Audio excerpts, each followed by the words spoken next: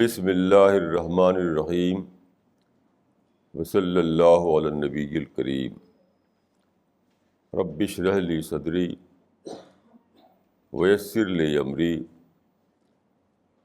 واحلل عقدۃ من لسانی یفقہوا قولی۔ آج میں سی پی ایس کی ہماری جو ٹیم ہے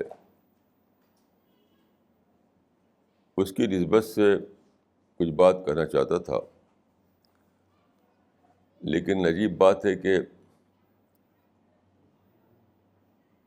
دن بھر کی کوشش کے باوجود اپنے مائنڈ میں کچھ آرڈر کے ساتھ کوئی بات سوچ نہیں سکا۔ تو میں کہوں گا تو سی پی ایس سی کے بارے میں، لیکن وہ کچھ فریگمنٹری انداز میں ہوگا، بہت آرڈر اس کے اندر نہیں ہوگا۔ تو اس کے لیے میں آپ لوگوں سے معافی چاہوں گا۔ مجھے یاد آتا ہے کہ ہمارے دیش میں ایک بہت بڑے لرنڈ آدمی تھے، ڈاکٹر رام منوہر لوہیا۔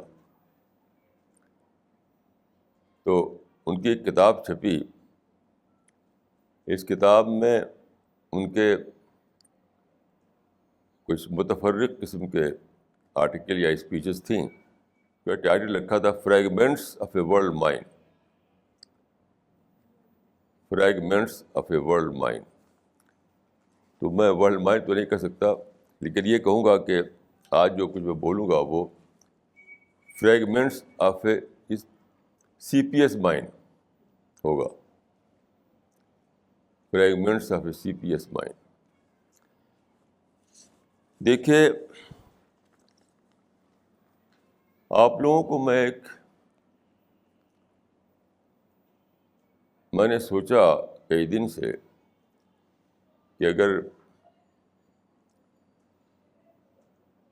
بہت دن تک مجھے نہیں معلوم کہ مجھے کب تک زندہ رہنا ہے، تو ایک بات جو آپ سے کہنے کی تھی میں شاید نہیں کہا تھا اس سے پہلے، اس کو میں آپ کو بتا دوں۔ وہ یہ ہے کہ ہسٹری سے مراد ہے ہسٹری آف دعویٰ۔ ہسٹری آف دعویٰ میں دو بڑے رول رکھے گئے تھے خدا کی طرف سے۔ ایک رول ہو چکا، دوسرا رول باقی ہے۔ شاید میں اس لیے پیدا ہوا کہ آپ لوگوں کو اس دوسرے رول کے لیے پریپیئر کروں۔ مجھے نہیں معلوم کہ میرا مقصد یہی تھا یا کچھ اور تھا، کیونکہ ایک بات اچھی طرح سمجھ لیجیے کہ صرف پرافٹ کو یہ پتہ ہوتا ہے سرٹینٹی کے ساتھ کہ وہ کیا ہے۔ جسے رسول اللہ نے کہا کہ انا النبی لا کذب، میں پرافٹ ہوں، there is no doubt about it. I am a prophet, there is no doubt about it. کسی اور کو یہ رائٹ نہیں ہے کہ وہ ایسی بولی بول سکے۔ لیکن جب اپنی زندگی کو میں سوچتا ہوں تو مجھے گمان ہوتا ہے کہ شاید میں وہ انسان ہوں جس کو خدا نے اس لیے پیدا کیا کہ آپ لوگوں کو یا آپ کے ساتھ اور جو ہمارے مشن میں جڑے ہوئے ہیں ادھر ادھر، ان کو اس آخری رول کے لیے تیار کروں، اس آخری رول کے لیے۔ دیکھیے، حدیث سے معلوم ہوتا ہے، یعنی پرافٹ کی جو حدیثیں ہیں ان سے معلوم ہوتا ہے کہ ہسٹری میں دو گروپ خدا نے مقدر کیے۔ یہ تو حدیث سے ثابت ہے۔ ایک وہ جس کو رسول اللہ نے کہا اصحاب رسول، یعنی کمپینینس آف دا پرافٹ. اور دوسرے کے لیے آپ نے جو ورڈ یوز کیا وہ ہے اخوان رسول، بردرس آف دا پرافٹ. ایک بار رسول اللہ نے اپنے اصحاب کے بیچ میں بیٹھے ہوئے تھے، آپ نے فرمایا کہ میری تمنا ہے کہ میں اپنے بھائیوں کو دیکھوں، اپنے اخوان کو دیکھوں. تو آپ کے جو صحابہ تھے انہوں نے کہا کیا ہم آپ کے اخوان، آپ کے بھائی نہیں ہیں؟ آپ نے کہا کہ نہیں، تم میرے اصحاب ہو، میرے کمپینین ہو، یعنی میرے کنٹمپریری کمپینین ہو. میرے اخوان وہ ہیں جو بعد کو آئیں گے، مجھے دیکھے بغیر مجھ کو اس طرح مانیں گے جس طرح تم نے مانا.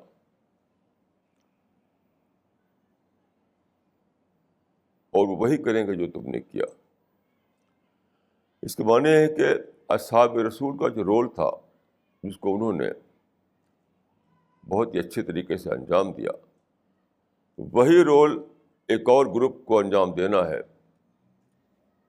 اینڈ آف دا ہسٹری سے پہلے، یعنی قیامت سے پہلے.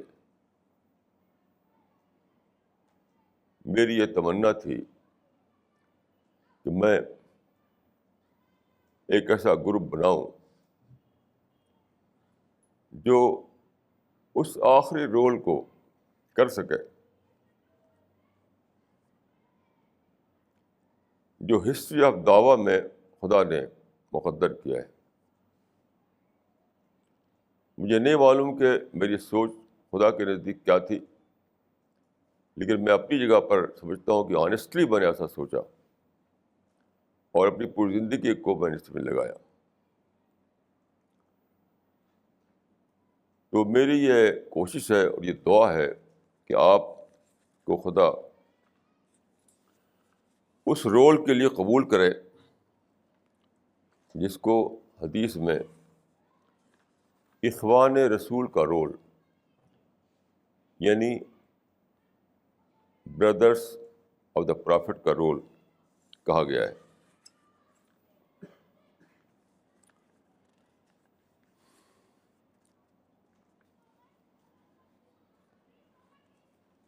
آپ کو یہ بات میں نے کئی بار بتاتا رہا ہوں کہ لوگ کہ آج اسلام کا وہ زمانہ آ گیا ہے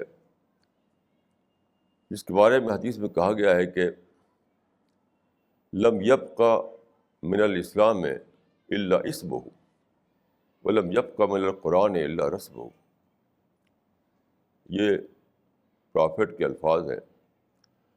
آپ نے کہا کہ ایک دور آئے گا جب کہ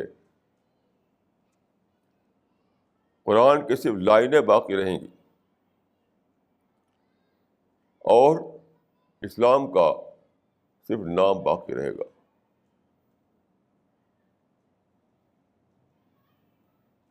یہاں بھی میں کہوں گا کہ مجھے نہیں معلوم کہ اللہ کے نزدیک وہ دن آ چکا یا آنے والا ہے، لیکن میں اپنی سمجھ سے سمجھتا ہوں کہ وہ وقت آ چکا، آج وہی زمانہ ہے. اسلام کی جو دھوم ادھر ادھر آپ دیکھ رہے ہیں وہ اسلام کی دھوم نہیں ہے، وہ صرف قومی دھوم ہے، قومی دھوم ہے، ملی دھوم ہے، اس کا اسلام سے کوئی تعلق نہیں. آج کی میں ایک مثال دیتا ہوں. آج میں نے ایک بہت ہی ویل نون مسلم اسکالر کا ایک آرٹیکل پڑھا.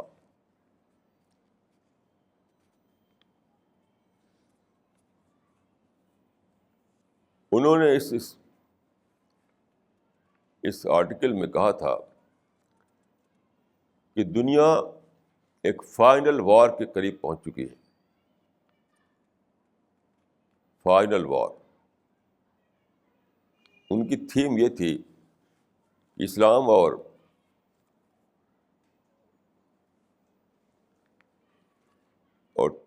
طاغوت یا اسلام اور باطل میں اسلام یا فالسہڈ میں ایک ایٹرنل لڑائی جاری ہے. اب فائنلی وہ لڑائی اب ایک فائنل وار دونوں کے بیچ میں ہونے والی ہے، جس کے بعد ساری دنیا میں مسلمانوں کا رول قائم ہو جائے گا اور باطل مٹ جائے گا. یہ بلا شبہ ایک جھوٹی بات ہے، بیس لیس بات ہے. اس کا نہ قرآن سے کوئی تعلق ہے، نہ حدیث سے کوئی تعلق ہے. دیکھیے، خدا کا یہ مطلوب ہی نہیں کہ دنیا میں مسلمانوں کو رول ہو، مسلمانوں کی حکومت ہو. یہ مسلمانوں کا اپنا قومی ایمبیشس، قومی ان کی تمنا ہو سکتی ہے. اسلام کا اس سے کوئی تعلق نہیں. دیکھیے، خدا کا جو کنسرن ہے وہ فائنل پروکلیمیشن ہے سچائی کا، فائنل وار نہیں.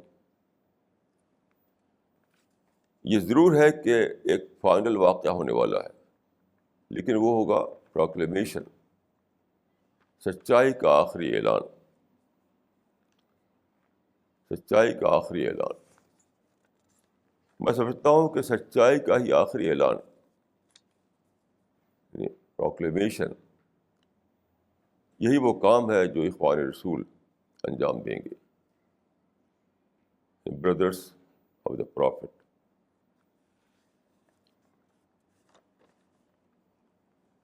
اور میں سمجھتا ہوں کہ یعنی خدا کے علم میں کیا ہے وہ ظاہر ہے کہ نہ میں جانتا نہ آپ جانتے، لیکن انسان کو اپنی سوچ پر چلنا ہوتا ہے. آپ کو ایک سوچ بنانی پڑتی ہے. اگر آپ سوچ نہ بنائیں تو آپ کوئی کام نہیں کر سکتے. وہ سوچ صحیح ہے یا غلط اس کا فیصلہ خدا کرتا ہے، ہم آپ نہیں کر سکتے. لیکن اگر آپ نیک نیت ہے، اگر آپ کی انٹینشن درست ہے تو ضرور خدا اس کا ثواب دے گا، اس کا ریوارڈ دے گا. تو فائنل پروکلیمیشن ہونے والا ہے، آخری وقت آ گیا ہے اس کا. اور میری یہ تمنا ہے، میری یہ دعا ہے کہ وہ کام آپ لوگوں کے ذریعے انجام پائے. اور میں بہت زیادہ ہوپ فل ہوں کہ ضرور آپ ہی لوگوں کے ذریعے وہ انجام پائے گا. وہ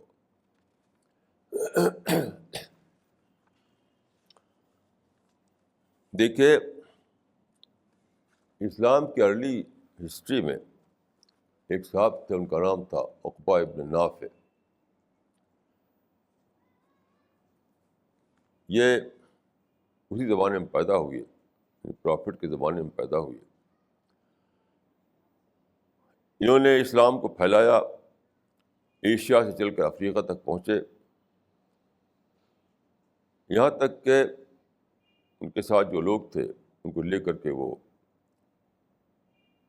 افریقہ کے اس کوست تک پہنچ گئے جہاں اٹلانٹک ہے. آپ جانتے ہیں کہ اٹلانٹک کے ایک طرف افریقہ ہے اور دوسری طرف امریکہ ہے. وہاں انہوں نے اپنا گھوڑا پانی کے اندر، یعنی ساحل کے طرف جو پانی ہوتا ہے جس میں گہرائی نہیں ہوتی، وہاں پر ڈال دیا گھوڑے کو. کیونکہ جوش زیادہ، دیکھیے کتنا جوش تھا ان میں سچائی کو پھیلانے کا، خدا کے پیغام کو لوگوں تک پہنچانے کا.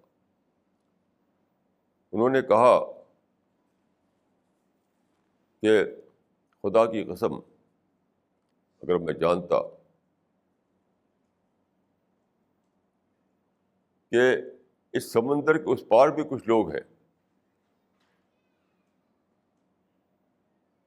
تو میں ضرور سمندر پار کر کے وہاں پہنچتا، حتیٰ لا یعبد احد دونک، یہاں تک کہ خدا کے سوا کسی کی پرستش نہ کی جائے، کسی کی عبادت نہ کی جائے. تو اس وقت جو اسٹارم اٹھا تھا، یعنی جو اسٹارم شروع ہوا تھا کمپینین آف دا پرافٹس کے ذریعے، یہاں پر اس کی لمٹ آ گئی. یعنی اٹلانٹک کے ساحل پر اس کی لمٹ آ گئی، کیونکہ اس وقت ماڈرن جاگرفی نہیں تھی، ماڈرن کمیونیکیشن نہیں تھا. اس وقت انسان کو معلوم نہیں تھا کہ اٹلانٹک کے اس پار بھی کوئی دنیا ہے. آپ جانتے ہیں کہ بات کو پتہ ہوا تو آج امریکہ کو نئی دنیا کہا گیا، اسی لیے کہ وہ بات کو دریافت ہوا تو اس کو نئی دنیا کہا گیا. تو میں یہ کہوں گا کہ علامتی طور پر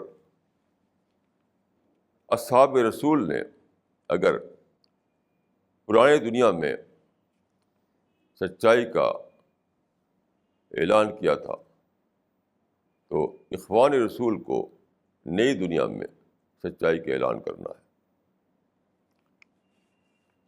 یہ ہے آپ کا رول.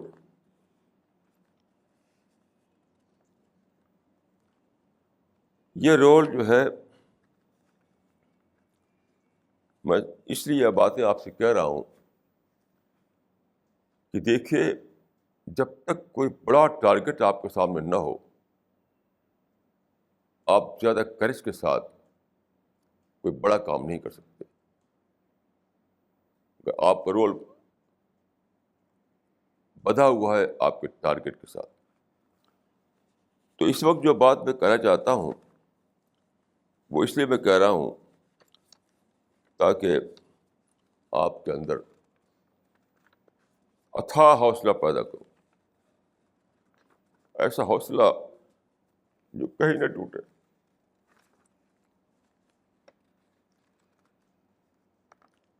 اگر آپ کا ٹارگٹ یہ ہو کہ دلی میں نظام الدین میں آپ کو سچائی کا پیغام دینا ہے تو آپ سوچئے کہ کہاں سے بڑا حوصلہ لائیں گے آپ، کہاں سے لائیں گے آپ بڑا حوصلہ. بڑا نشانہ، بڑا ٹارگٹ ہی بڑی کرش پیدا کرتا ہے. جب تک آپ کے سامنے بڑا نشانہ نہ ہو تب تک آپ کے اندر بڑی کرج اور بڑا عمل نہیں آ سکتا. اس لیے میں آپ سے یہ باتیں کہہ رہا ہوں.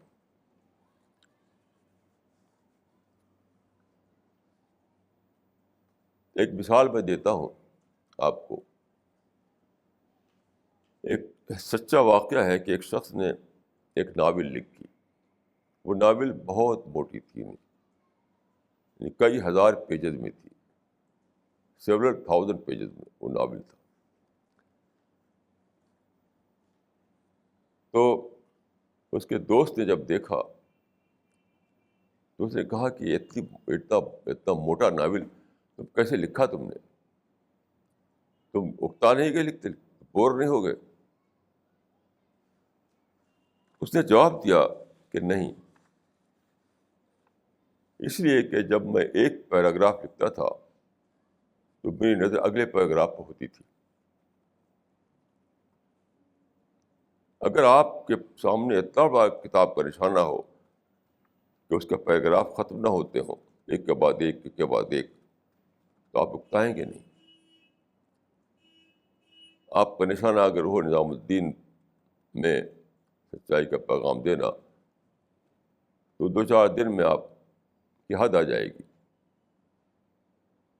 لیکن اگر آپ کے سامنے نشانہ یہ ہو کہ سارے عالم میں خدا کا پیغام پہنچانا ہے تو یہ مرتے تب تک آپ حوصلہ آپ کا ٹوٹے گا نہیں. اس لیے آپ کے سامنے بڑا نشانہ رکھنے کے لیے میں یہ کہہ رہا ہوں کہ میرے جو ویژن ہے وہ یہ کہتی ہے کہ آپ اس رول کے لیے اٹھنا مقدر ہے آپ کے لیے جس کو حدیث میں اخوان رسول کا رول کہا گیا ہے، بردرس آف دا پرافٹ، جو آخری زمانے میں اسلام کا عالمی یونیورسل پروکلیمیشن کریں گے، عالمی اعلان کریں گے.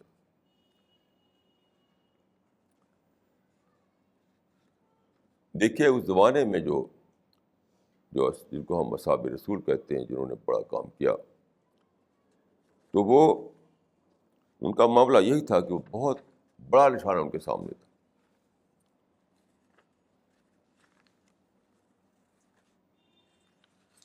ایک صاحب تھے رسول اللہ کے صحابی، ان کا نام تھا لبید ابن ربیعہ.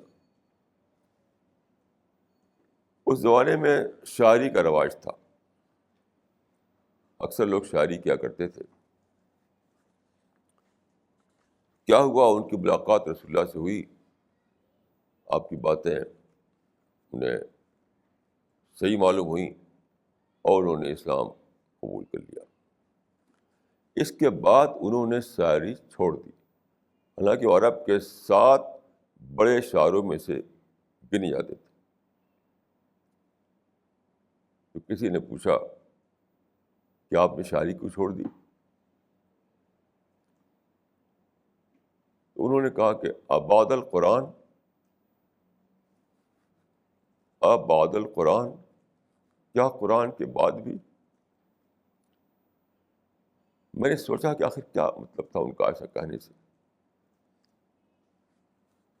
دیکھیے شاعری جو ہوتی ہے اس لیے ہوتی ہے 10-20 آدمی کا بیچ میں آپ بیٹھے اور شعر پڑھیں اور واہ واہ ہو. کتنا چھوٹا گول اس کا ہوتا ہے کہ کچھ لوگوں کے بیچ میں واہ واہ کہلوانا بس. لیکن قرآن نے جو نشانہ دیا ان کو، وہ اتنا بڑا نشانہ تھا کہ کہیں ختم نہیں ہوتا تھا. وہ نشانہ کیا تھا؟ سارے انسانوں تک خدا کا پیغام پہنچانا، سارے انسانوں کو خدا کے کریشن پلان سے، سارے انسانوں کو خدا کے کریشن پلان سے آگاہ کرنا، سارے انسانوں کو جنت کا راستہ دکھانا، سارے انسانوں کے لیے دوڑنا کہ وہ ہیل میں نہ جائے، ہر پیراڈائز میں جائے. کتنا بڑا نشانہ تھا، کتنا بڑا نشانہ تھا. تو شاعری چھوٹ گئی ان کی،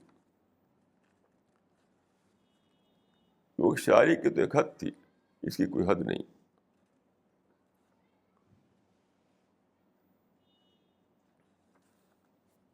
تو میں یہ کہوں گا کہ آپ بھی اپنے سامنے اتنا بڑا نشان رکھیں جو آپ کو انلمیٹڈ کریج دے. اور میں سمجھتا ہوں کہ یہ کوئی غلط بات نہ ہوگی کہ آپ یہ اپنے کو سمجھیں کہ ہم کینڈیڈیٹ ہیں اخوان رسول کا گروپ میں شامل ہونے کے لیے. اس میں کوئی غلط بات نہیں. اور میں کہہ سکتا ہوں کہ میں آپ کو انہی میں دیکھنا چاہتا ہوں کہ آپ میں ہر شخص کے اندر یہ دل میں یہ جذبہ ہو کہ مجھے اخوان رسول کے گروپ میں شامل ہونا ہے.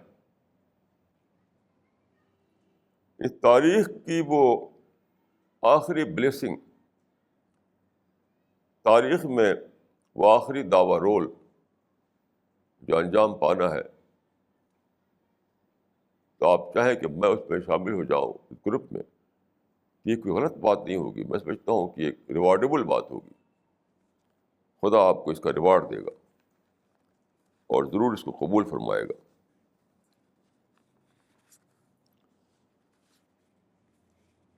تو میں یہ کہوں گا کہ یہ جو میں نے آپ کو نقل کیا کہ فائنل وار اور شاید دنیا میں مسلم رول، یہ سب بالکل لوگ ایبسرڈ باتیں ہیں. حکومت اللہ تعالیٰ کنسرن نہیں ہے، اللہ تعالیٰ کنسرن انسان ہے. یاد رکھیے کہ خدا کنسرن نہ لینڈ ہے، نہ حکومت ہے، نہ مال ہے، نہ امپائر ہے، کچھ بھی نہیں ہے. یہ سب نتھنگ ہے خدا کے نزدیک. خدا کا کنسرن وہ انسان ہے جس کو خدا نے پیدا کیا، وہ انسان جس کو خدا نے پیدا کیا ہے، وہ خدا کا کنسرن ہے.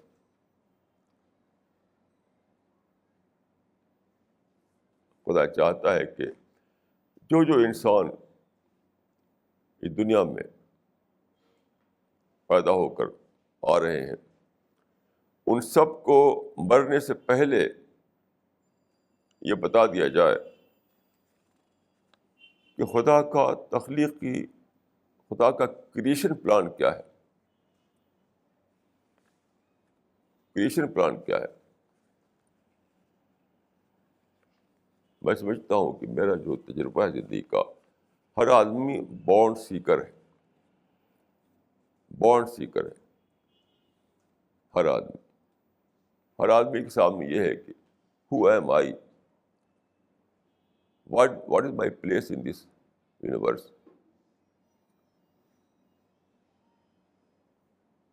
موت کے بعد کیا ہونے والا ہے، یہ سب چیزیں اس کے نیچر میں انٹرووون ہے۔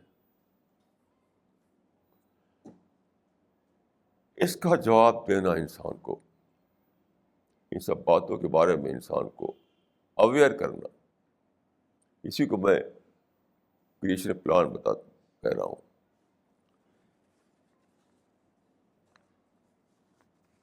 یہ ہے اصل نشانہ اس کا۔ جو لوگ یہ سمجھتے ہیں کہ ساری دنیا میں مسلمانوں کا رول قائم ہو، وہ بلا شبہ ایک بھول میں پڑے ہوئے، وہ بھول میں پڑے ہوئے۔ دیکھیے، خدا نے کیونکہ یہ دنیا بنائی ہے ٹیسٹ کے لیے، یہ دنیا ٹیسٹنگ گراؤنڈ ہے، اس لیے خدا نے آزادی دی ہے، آزادی دی ہے، ہر ایک کو موقع ہے۔ تو کیا سب لوگوں کو موقع چھین کر خدا مسلمانوں کو کہے کہ تم حکومت کرو دنیا میں؟ کتنی ایبسرڈ بات یہ ہے۔ دنیا میں جتنی بھی چیزیں ہیں، ہر ایک پر ہر ایک کا موقع، ہر ایک پر ہر ایک کا ادھیکار ہے۔ مال ہے، خدا سب سے مال کو چھین کر کے کسی ایک کو نہیں دے گا۔ پولیٹیکل پاور ہے، خدا کبھی ایسا نہیں کرے گا کہ سب سے چھین کر کسی ایک کو پولیٹیکل پاور دے دے ہمیشہ کے لیے، یہ سب نہیں ہونے والا ہے۔ لینڈ ہے، ایسا کبھی خدا نہیں کرے گا کہ سب سے لینڈ کو چھین کر کسی ایک کو دے دے۔ اسی لیے قرآن میں ہے کہ وَتِلْكَ الْأَيَّامُ نُدَاوِلُهَا بَيْنَ النَّاسِ، یہ سب دنیا کی چیزیں کبھی ان کے پاس کبھی ان کے پاس، کسی کی مناپلی نہیں ہے ان چیزوں پر۔ کیوں؟ ٹیسٹ سب کا لیا جانا ہے۔ پولیٹیکل پاور بھی ایک ٹیسٹ پیپر ہے، منی بھی ایک ٹیسٹ پیپر ہے، لینڈ بھی ایک ٹیسٹ پیپر ہے، یہاں تک کہ فیم بھی ایک ٹیسٹ پیپر ہے۔ سب کچھ جو اس دنیا میں لوگ خوش ہوتے ہیں پا کر، وہ سب کا سب ٹیسٹ پیپر ہے۔ تو ٹیسٹ پیپر کسی ایک کو دیا جائے گا، باقی لوگوں کو نہیں۔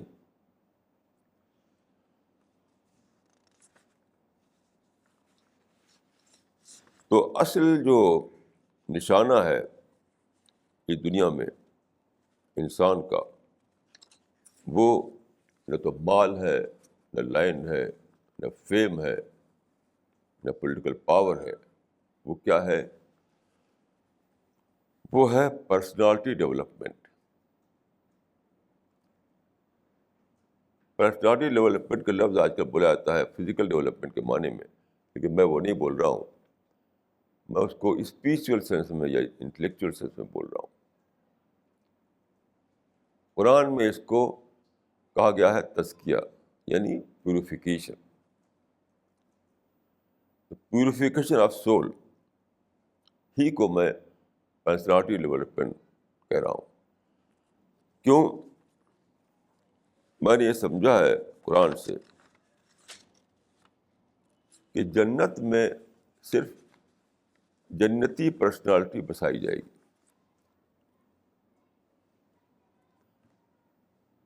اس دنیا میں ہمیں کرنا کیا ہے؟ اپنے اندر قرآن کے مطابق پیوریفائڈ سول تیار کرنا۔ یا اگر میں ایک نیا لفظ استعمال کروں تو میں کہوں گا کہ ڈیولپڈ پرسنالٹی بنانا اپنے آپ کو، انٹلیکچوئل ڈیولپمنٹ، اسپریچول ڈیولپمنٹ، اس طرح کرنا کہ آپ یعنی آپ ایک پیراڈائز میں بسانے کے لیے ایک لائق کینڈیڈیٹ ثابت ہو. آپ اس کے لیے ڈیزرو کریں، اس کے لیے آپ کوالیفائی کر سکیں. یہ ہے اصل گول، یہ ہے اصل چیز جس کا کنسرن آپ کو ہونا چاہیے. میں سمجھتا ہوں کہ جو لوگ یہ سب باتیں بولتے ہیں، یعنی پولیٹیکل پاور کی بات اور دوسری اس طرح کی باتیں، وہ لوگوں کو صحیح سوچ میں رکاوٹ ڈالتے ہیں.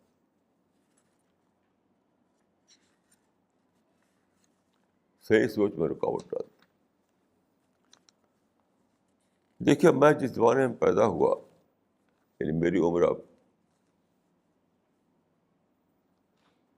یہ اللہ کا فیصلہ تھا کہ میں اب تک زندہ رہوں، یعنی 85 ایئرس ہو گئی میری عمر. بہت سے لوگ جن کو میں جانتا تھا وہ مر چکے ہیں. بہت سے لوگ جن کے ساتھ میں نے کام کیا وہ مر چکے ہیں. بہت سے لوگ جو میرے پڑوسی تھے، بہت سے لوگ جو کسی نہ کسی اعتبار سے میرے ساتھی تھے، وہ مر چکے ہیں.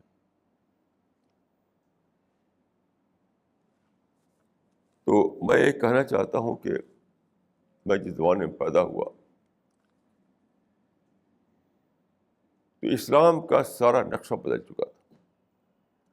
مجھے اسلام کو پھر سے ری ڈسکور کرنا پڑا. سارے انسان جو ہے مجھے جو ملے اپنی زندگی میں، وہ سب کنڈیشنڈ مائنڈ رکھتے تھے. یعنی جو پولیٹیکل حالات تھے، جو قومی حالات تھے، جو فیملی کے حالات تھے، جو سوشل حالات تھے، جو انٹرنیشنل حالات تھے، اسی میں ان کی کنڈیشننگ ہو گئی تھی. اس سے باہر نکل کر سوچنے والا کم از کم مجھے کوئی انسان نہیں ملا. لوگوں کی تحریروں میں، لوگوں کی رائٹنگ میں، لوگوں کی اسپیچز میں، لوگوں کی بکس میں، لوگوں کی باتوں میں، ہر جگہ وہی کنڈیشن مائنڈ لگتا تھا. لیکن میری روح اس پر، کیونکہ میری روح کو اس پہ سیٹسفیکشن نہیں ملتا تھا، تو میں سیکر بن گیا. اگرچہ میری تعلیم، میری ایجوکیشن مدرسے میں ہوئی، یعنی عربک مدرسے میں، لیکن وہاں بھی کنڈیشننگ تھی. اس کے باہر بھی، مدرسے کے باہر بھی وہی لوگ تھے اور مدرسے کے اندر بھی وہی لوگ تھے، کنڈیشن مائنڈ سے بولنے والے. تو مجھے اپنی ڈی کنڈیشن کرنی پڑی. میں، اگر آپ، یعنی یہ شاید غلط میں نے کہا کہ یہ کرنی پڑی، بلکہ یہ اللہ تعالیٰ کا شاید فیصلہ تھا کہ میری ڈی کنڈیشن ہو. کیونکہ میرے حالات جو تھے دوسروں سے بہت ہی الگ تھے، بہت ہی الگ. کم از کم میں جن لوگوں کو جانتا ہوں ان میں کسی کے حالات ویسے نہیں جیسے کہ میرے حالات تھے گزرے. یعنی جب میں پیدا ہوا تو میری ماں نے بتایا مجھے کہ جس صبح کو میں پیدا ہوا، اس رات کو میری ماں کو ایک ڈریم آیا، اسی رات کو جس کی صبح کو میں پیدا ہوا. انہوں نے دیکھا کہ میں پیدا ہوا ہوں اور پھر ایک بہت بڑا ہاتھی آتا ہے. وہ ہاتھی اپنی سونڈ سے مجھ کو اٹھاتا ہے، اپنی پیٹھ پہ رکھتا ہے اور چلا جاتا ہے جنگل کی طرف، اور پھر وہ لوٹتا نہیں. میری ماں نے بتایا. میں سمجھتا ہوں کہ اس کا مطلب یہ تھا کہ جب میں پیدا ہوا تو شاید اس لیے نہیں پیدا ہوا کہ ایک فیملی کے ممبر کے طور پر جیوں، یعنی فیملی کے ممبر کے حصے میرا کوئی رول نہیں تھا. ہاتھی لے کر چلا گیا مجھے خدا کی وسیع تر دنیا میں لے کے چلا گیا. اور عملاً یہی ہوا. یعنی میری ساری ایجوکیشن، میری ساری جو ہے زندگی اس طرح گزری جس میں کہ لرننگ تھی، سیکھنا، ڈی کنڈیشننگ، اسلام کی ری ڈسکوری یا سچائی کی ری ڈسکوری، یہ چلتی رہی. اور یہ بھی میں کہوں کہ یہ جو کام شروع ہوا سی پی ایس کا، جب سے بہت پہلے، سی پی ایس کے نام سے تو یہ کام شروع ہوا. یعنی میں سمجھتا ہوں کہ جنوری 2001 میں. میں سمجھتا ہوں اس کے فائنڈر پریا ملک ہے. پریا ملک کا میرا احسان ہے.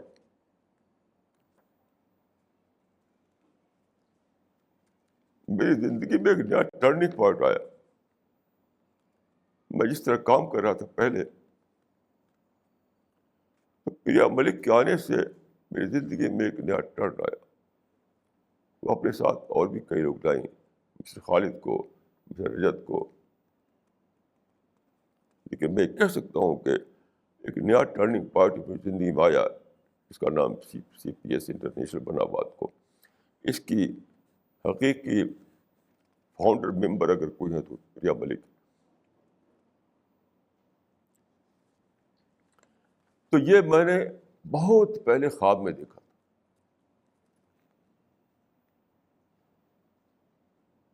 بہت پہلے جب میں گاؤں میں رہتا تھا تو میں ابھی تک مجھے وہ سین یاد ہے. جو میرا گھر تھا وہاں پر گاؤں میں، اس گھر کے اوپر ایک چھت تھی. تو میں نیچے گھر کے سامنے کھڑا ہوں اور دیکھتا ہوں کہ اوپر سے چاند اتر رہا ہے، روشن چاند. روشن چاند آسمان سے نیچے اتر رہا ہے.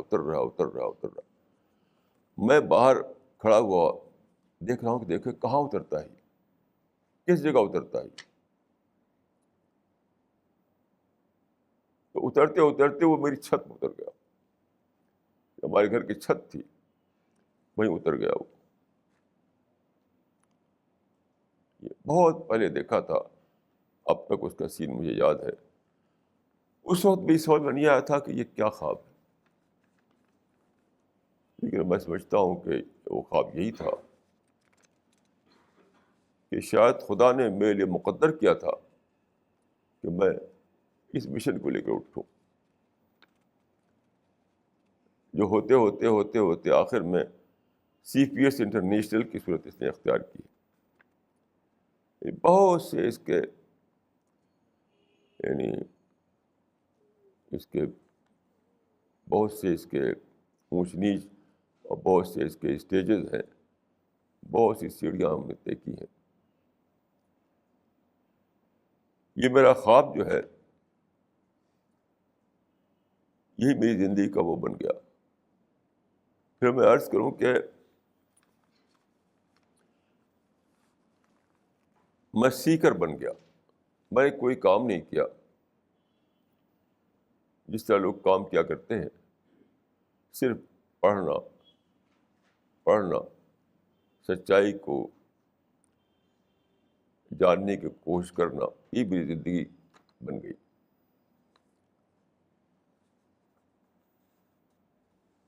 تو اور کوئی میں نہیں سمجھتا کہ میں نے زندگی میں کوئی کام کیا دوسرا. یہاں تک کہ میری بیوی میرے بارے میں کہتی ہے کہ آپ کو لکھنے پڑھنے کے سوا کچھ نہیں آتا. اور یہ واقعہ ہے. آپ یقین کیجیے کہ آج کا واقعہ ہے.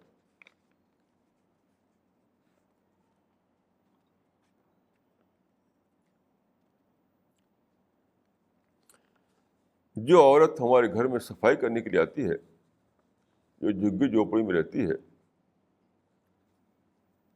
آپ یقین کیجیے کہ میں دل سے محسوس کر رہا تھا کہ مجھے بھی کسی جھگی جھوپڑی میں رہنا چاہیے تھا، کیونکہ میرے اندر کوئی صلاحیت نہیں.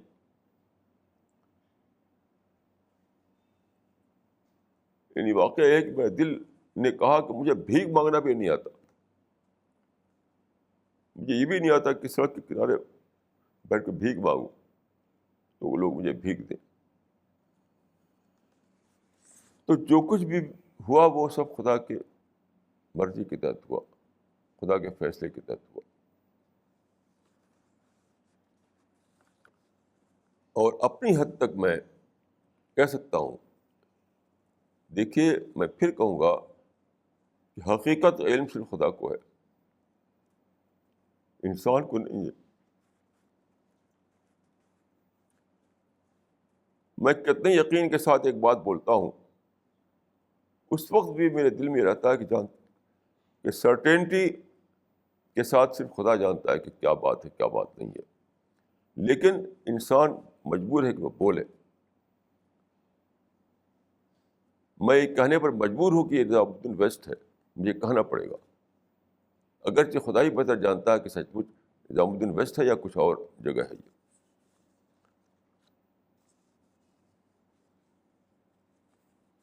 تو اس بات کا اقرار کرتے ہوئے کہ حقیقت کا علم صرف خدا کو ہے، حقیقت کا علم صرف خدا کو ہے، یہ بات کا اقرار کرتے ہوئے میں کہتا ہوں کہ اپنی حد تک مجھے یقین ہے کہ میں وہی کام مجھ سے اللہ تعالیٰ نے لیا کہ اخوان رسول کی ایک ٹیم بنے اور اس فائنل رول کو ادا کرے، فائنل وار کو نہیں، فائنل رول کو، یعنی فائنل پروکلیمیشن آف ٹروتھ کو انجام دے. اپنی حد تک میں یہی سمجھتا ہوں، اسی کے لیے میں اپنے آپ کو وقف کیا.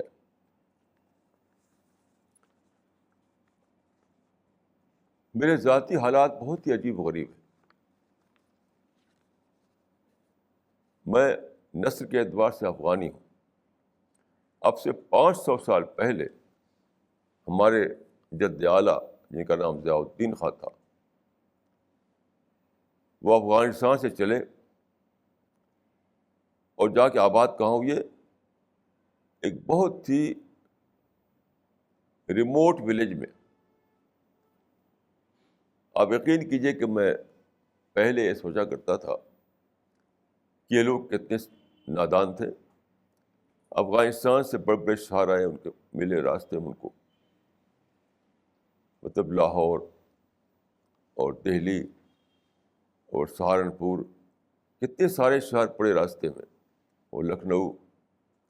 سارے شہروں کو چھوڑتے چھوڑتے چھوڑتے کہاں گئے؟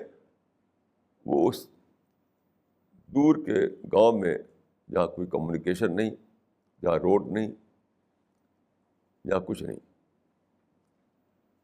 تو میں سمجھتا تھا کہ ہمارے باپ دادا جو ہے بہت ہی یعنی بے سمجھ لوگ تھے. بہت دنوں تک میں اس فلیسی میں رہا. اب میں سوچتا ہوں تو لگتا ہے کہ وہ خدا کا فیصلہ تھا. میں سمجھتا ہوں کہ وہ رول ان کا وہی تھا جو حضرت ابراہیم کا رول تھا.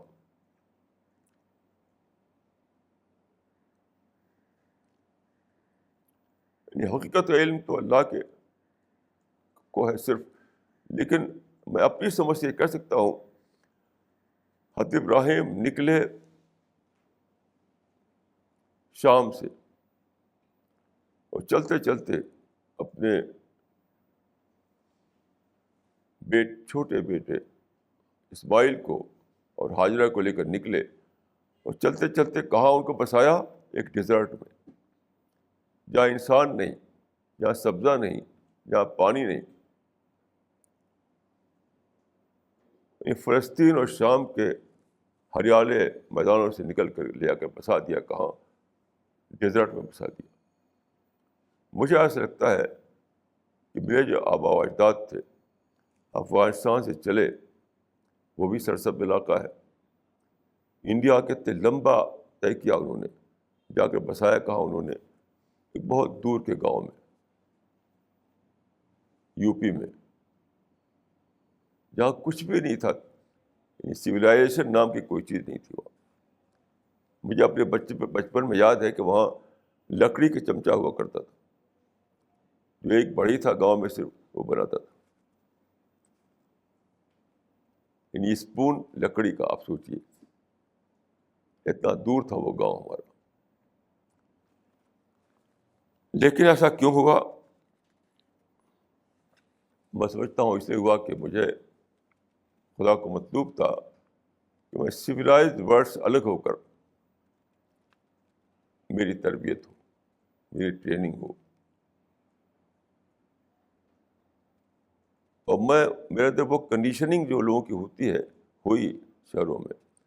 دیکھیے وہ زمانہ جو تھا وہ پولیٹیکل ایکٹیویٹیز کا زمانہ تھا،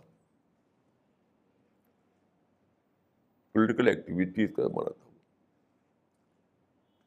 پچھلے 200 سال جو ہیں پولیٹیکل ایکٹیویٹیز کی دھوم تھی ہر طرف، لیکن یہ کہاں تھی؟ شہروں میں تھی۔ دور کا گاؤں جہاں میں رہتا تھا وہاں ہمیں کچھ بھی نہیں پتا تھا کہ کیا ہو رہا ہے، پالیٹکس میں کیا نہیں ہو رہا، وہاں نہ کوئی اخبار تھا، کچھ بھی نہیں تھا۔ تو خدا نے یہ چاہا کہ ایک ایسا انسان بنے جو جو وقت کے جو اس طرح کے مصنوعی خیالات ہیں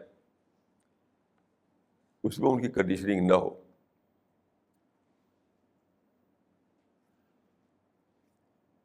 تو شاید میں وہی انسان تھا۔ میں آپ کو یاد دلاؤں کہ قرآن میں آیا ہے کہ آخری زمانے میں صرف ایک شخص ہوگا جس کو سچائی کا علم ہوگا، ایک مومن۔ یہ بات بخاری میں بھی ہے اور مسلم میں بھی ہے۔ صرف ایک مومن ہوگا پوری دنیا میں جس کو سچائی کا علم ہوگا۔ دیکھیے پھر میں کہوں گا کہ اس کا یہ خدا ہی بہتر جانتا ہے کہ وہ مومن کون ہے، لیکن اپنی حد تک میں سمجھتا ہوں کہ شاید میں ہی وہ مومن ہوں، کیونکہ جب میں دیکھتا ہوں اس زمانے میں لوگوں کی باتیں سنتا ہوں، لوگوں کی بک پڑھتا ہوں، کوئی ایک بھی مسلم ورلڈ میں مجھے نہیں ملا جو ریئیکشن کے تحت نہ سوچتا ہو، ایک بھی نہیں۔ ابھی دیکھیے کارٹون کا مسئلہ پیدا ہوا، پوری مسلم ورلڈ اس کے پیچھے دوڑ پڑی۔ وہ کیا تھا؟ ریئیکشن تھا۔ دیکھیے مشن دو قسم کا ہوتا ہے، یا موومنٹ دو قسم کی ہوتی ہے۔ ایک وہ کہ کچھ حالات پیدا ہو، کچھ سچویشن کریٹ ہو، اس سے آپ کو اس سے ریئیکٹ کر کے آپ اٹھ کھڑے ہوں۔ ایک کارٹون چھپتا ہے، اس سے ریئیکٹ کر کے آپ نے پورا ہنگامہ کھڑا کر دیا ساری دنیا میں۔ یہ ہے ریئیکشن کی موومنٹ، رد عمل کی تحریک۔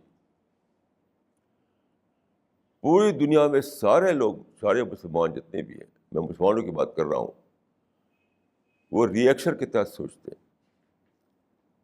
ریئیکشن کے تحت سوچنا یہ بالکل ان اسلامک سوچ ہے، اس کا اسلام سے کوئی تعلق نہیں۔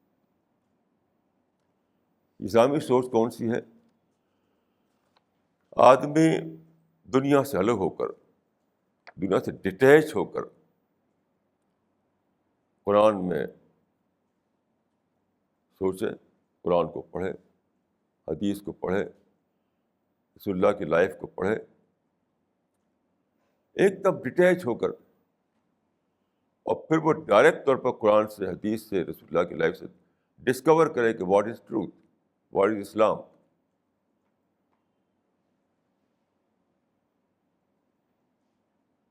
تو یہ ہوگا پازیٹیو، اس کو میں کہوں کہ یہ ریئیکشن والی سوچ نہیں ہوگی بلکہ پازیٹیو سوچ ہوگی۔ تو میں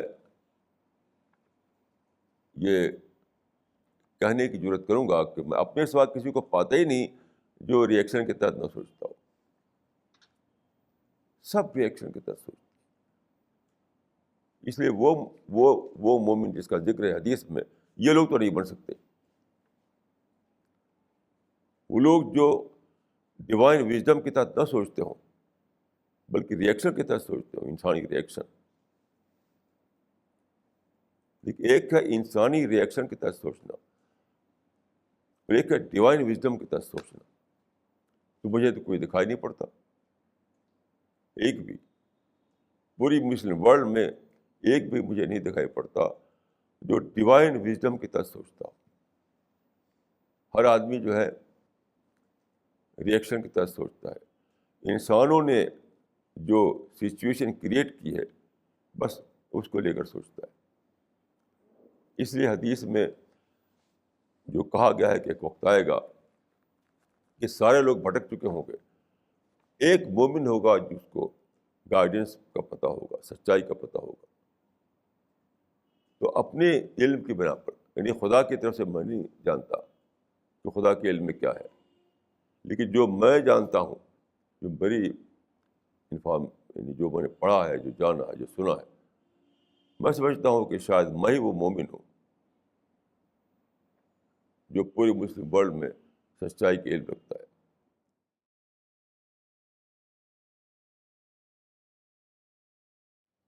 بسم اللہ الرحمن الرحیم، صلی اللہ علی النبی الکریم.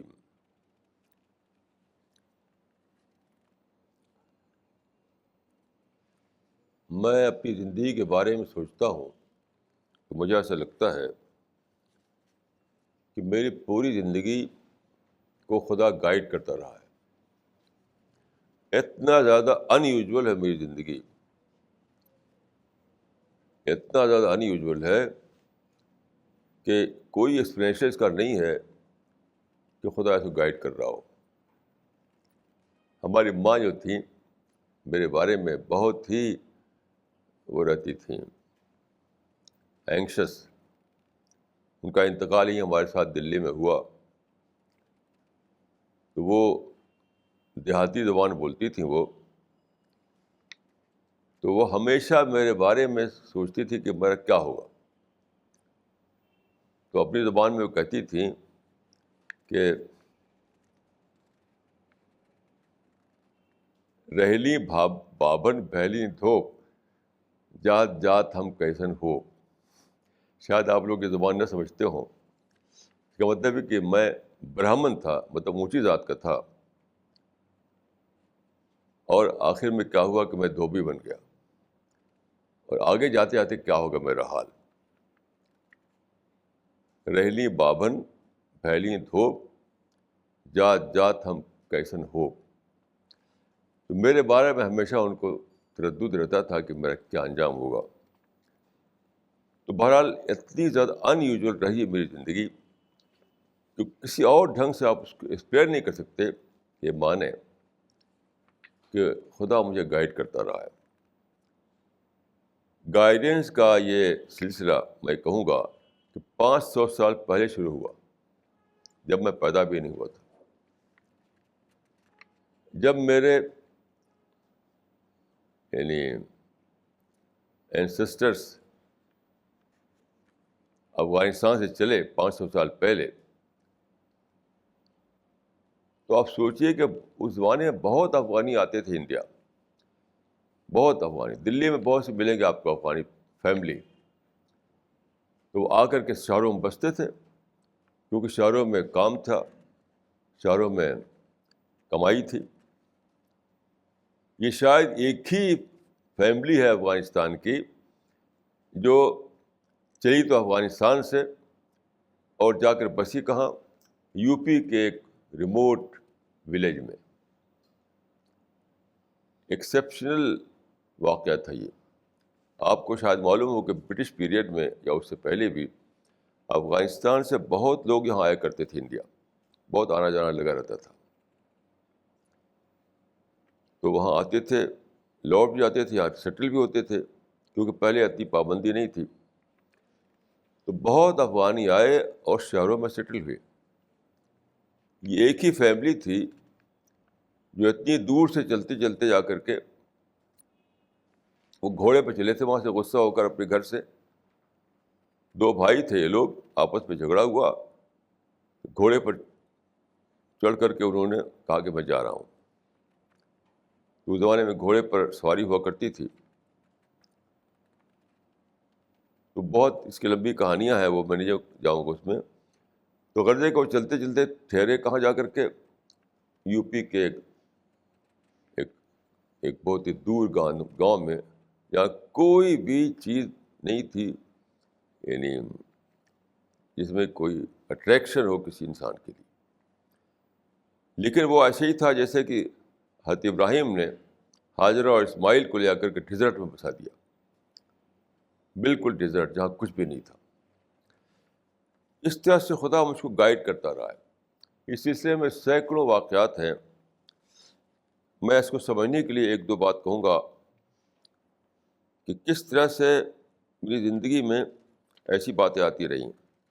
ایک واقعہ مجھے یاد آتا ہے, یہ 1900 غالباً یعنی آزادی کی فوراً بعد کا ہے, 1947 کے فوراً بعد کا ہے. یہ اعظم گڑھ کا, انگریزوں نے وہاں ایک بند بنایا تھا, کیونکہ وہ ایک دریا کے کنارے آباد ہے اعظم گڑھ. تو دریا میں جب زیادہ پانی آتا تھا برسات میں, تو پانی داخل ہو جاتا تھا شہر میں, تو شہر ڈوب جاتا تھا. اس کو روکنے کے لیے انہوں نے ایک بہت اونچا بند بنایا, بہت لمبا اور بہت اونچا, اور سچ مچ وہ بہت ہی اچھا بند تھا. اس سے شہر بچ جاتا تھا ہمیشہ سیلاب سے. تو آزادی کے بعد ایک برسات ہوئی, بہت زیادہ بارش آئی اور وہ بہت پانی بھر گیا, یہاں تک کہ بند ٹوٹنے لگا. ہم لوگ شہر کے بہت سے لوگ وہاں پر گئے. بند میں ہم لوگ ریت کی بوریاں ڈالتے تھے, یہ کرتے تھے, وہ کرتے تھے, لیکن کوئی چیز اس کو روک نہیں سکی, اور سیلاب نے بند کو توڑ دیا. وہاں میں کھڑا ہوا تھا, سیلاب اتنے زور سے آیا, پانی کا جو ریلا, کہ لوگ بھاگے. وہ منظر مجھے یاد ہے اب تک, کہ لوگ آگے آگے بھاگ رہے تھے, پیچھے سیلاب دوڑا رہا تھا ان کو. پانی کا جو ریلا تھا اتنا زبردست تھا کہ لوگ بھاگ رہے ہیں اور پانی پیچھے سے دوڑا رہا ان کو, اتنا زبردست تھا. اس وقت مجھے یاد آیا کہ ایسے ہی قیامت میں ہوگا, جس کو النبأ العظیم کہا گیا ہے قرآن میں. قیامت بھی ایک سیلاب ہوگی. اس وقت میں نے ایک آرٹیکل لکھا تھا اس پر, جو چھپا تھا اس زمانے میں ایک اخبار میں. ابھی میری پاس کٹنگ ہے اس کی, اس اخبار کی کٹنگ میرے پاس موجود ہے ابھی بھی. تو میں نے اس میں یہی بات لکھی تھی کہ اس واقعے کو لے کر کہ ایک وقت آنے والا ہے جب کہ قیامت کا سیلاب آئے. قیامت کا سیلاب لوگوں کو اسی طرح پیچھا کرے گا, لوگ دوڑیں گے, لیکن کوئی جگہ نہیں ہوگی جہاں وہ پناہ لیں. آج تو دوڑ کر کہیں نہ کہیں پناہ ملی گئی ہے, ان کو رک گئے ہیں جا کر کے, سیلاب سے بچ گئے ہیں. لیکن جو قیامت کا سیلاب آئے گا, اس کے بعد آپ کو کوئی سایہ نہیں ملے گا, کوئی چھت نہیں ملے گی, حتیٰ کہ کوئی درخت کے نیچے بھی آپ نہیں ٹھہر سکیں گے, کیونکہ پورے انسانی آبادی کو وہ سیلاب قیامت کا جو ہوگا تباہ و برباد کر دے گا, کیونکہ وہ اینڈ آف دا ہسٹری ہوگا. اس وقت یہ جو میں نے لکھا تھا, میں نے یہ آرٹیکل, اگر میں کہوں کہ اس سے میری زندگی کا ایک کورس متعین ہو گیا کہ مجھے کرنا کیا ہے. مجھے وہی کرنا ہے جس کو قرآن میں کہا گیا انذار و تبشیر, وارننگ دینا انسان کو آنے والے دن سے, یعنی ڈے آف ججمنٹ سے لوگوں کو آگاہ کرنا. عجیب بات ہے کہ آپ لوگوں کی لائف پڑھیں تو وہاں آپ پائیں گے کہ لوگ یہ بتائیں گے آپ کو کہ فلاں پولیٹیکل واقعہ ان کی زندگی کورس بنانے والا بنا. اکثر لوگوں کی زندگی کا کورس جو متعین کیا ہے کسی نہ کسی پولیٹیکل واقعے نے, پولیٹیکل ظلم نے. لیکن میری زندگی کا کورس جس چیز نے متعین کیا وہ ایک قدرتی سیلاب تھا. اس سیلاب میں نے ایک سین دیکھا قیامت کے سیلاب کا. اور اگر آپ میری تحریریں پڑھیں تو میری ساری تحریریں یہاں سے وہاں تک ڈائریکٹ یا انڈائریکٹ اسی کا ریفلیکشن دکھائی پڑیں گی. مثال کے طور پر میری ایک کتاب ہے، اس کا نام ہے قرآن کا مطلوب انسان. اس کتاب میں ہم نے اپنے بالکل شروع زمانے کے آرٹیکل چھاپے ہیں، بالکل شروع زمانے کے، یعنی پارٹیشن کے آس پاس کے زمانے کے. اس میں بھی آپ وہی آواز پائیں گے جو آواز آج میری سنتے ہیں آپ، یا میرے آرٹیکل میں دیکھتے ہیں آپ. وہی آخرت کی باتیں، وہی جنت اور جہنم کی باتیں، وہی خدا سے خوف اور محبت کی باتیں، وہی کریشن پلان آف گاڈ کی باتیں. یہی میری یعنی اس طرح سے گیا وہ واقعہ میرے لیے، یعنی جو سیلاب جو آیا تھا اس سیلاب کا واقعہ ایک میرے لیے وہ بن گیا، ایک رہنما واقعہ بن گیا. اسی طرح سے ایک ہندو اسکالر مجھے ملے لکھنؤ میں. انہوں نے ایک بات کہی جو میرے لیے ایک بہت ہی دھکا دینے والی بنی. بہت اچھے، بہت لرنڈ آدمی تھے وہ، غالباً 1965 کی بات ہے. یہ بات کرتے ہوئے انہوں نے کہا کہ محمد کو اگر ہسٹری سے نکال لیا جائے تو ہسٹری میں کیا کمی رہ جائے گی. اب مجھے بڑا دھکا لگا، کیونکہ محبت جو ہے وہ نتھنگ ہے، وہ زیرو ہے. رہے تو کیا، نہ رہے تو کیا. ان کے آنے سے کوئی بات بنی نہیں، چلے جائیں تو کوئی بات بگڑے گی نہیں. تو انہوں نے کہا تھا کہ محمد کو اگر ہسٹری سے نکال لیا جائے تو ہسٹری میں کیا کمی ہو جائے گی. میں سمجھتا ہوں اس وقت شاید میں اس کا کوئی جواب نہیں دے پایا تھا، لیکن پھر سوچتا رہا. اور پھر میں نے وہ کتاب لکھی جس کا نام ہے، 2 کتابیں لکھی. ایک تو اردو میں اس کا نام ہے پیغمبر انقلاب، انگلش میں اس کا نام ہے پرافٹ آف ریولوشن. اور ایک اور کتاب لکھی جس کا اردو میں نام ہے اسلام دور جدید کا خالق، اور انگلش میں اس کا نام ہے Islam the creator of modern mind, the creator of modern age. اسی طرح سے دیکھیے ایک واقعہ اور میں یہاں ایڈ کروں گا. یہ غالباً 5 سال پہلے کا ہے. دلی کے کچھ لوگ، ان کو ان کے دل میں یہ جذبہ آیا کہ وہ اسپریچولیٹی کو جانیں، مذہب میں اسپریچولیٹی کا کیا سبق ہے اور اسلام میں کیا مقام ہے اسپریچولیٹی کا. تو یہ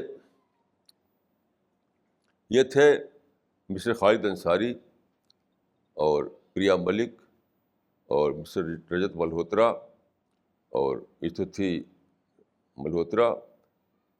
یہ کچھ لوگ تھے، نوجوان لوگ. ان کو یہ شوق ہوا، یہ گئے جماعت، کسی نے ان کو بتایا کہ جماعت اسلامی کے دفتر میں جاؤ، وہاں پہ انگلش میں، یہ لوگ انگلش والے لوگ تھے، انہیں انگلش میں چاہیے تھی کتاب، تو بتایا کہ جماعت اسلامی کے دفتر میں جاؤ. وہاں وہ گئے تو ان کی ملاقات ہوئی وہاں کے جو امیر جماعت ہیں اس وقت. تو امیر جماعت سے انہوں نے کہا کہ ہمیں انگلش میں کتابیں چاہیے اسلام کو سمجھنے کے لیے. تو انہوں نے 15-20 کتابیں دیں انگلش میں جو جماعت اسلامی کے فاؤنڈر کی لکھی ہوئی تھی. ان لوگوں نے پڑھا وہ کتابوں کو. اس کے بعد وہ گئے دوبارہ ان کے پاس اور کہا ان سے کہ آپ کی کتابیں ہم نے پڑھ لیں،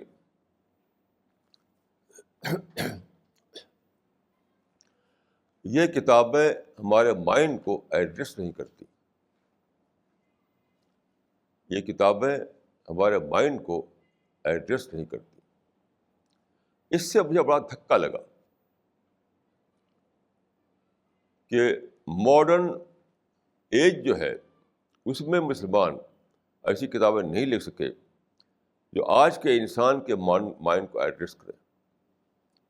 یہ کتنی بے بسی ہے آج کے اعتبار سے اسلام کی کہ اسلام کے پاس وہ لٹریچر نہیں ہے جو ماڈرن مائنڈ کو ایڈریس کر سکے، جبکہ ہمارا ماننا ہے کہ اسلام ہمیشہ کے لیے ہے.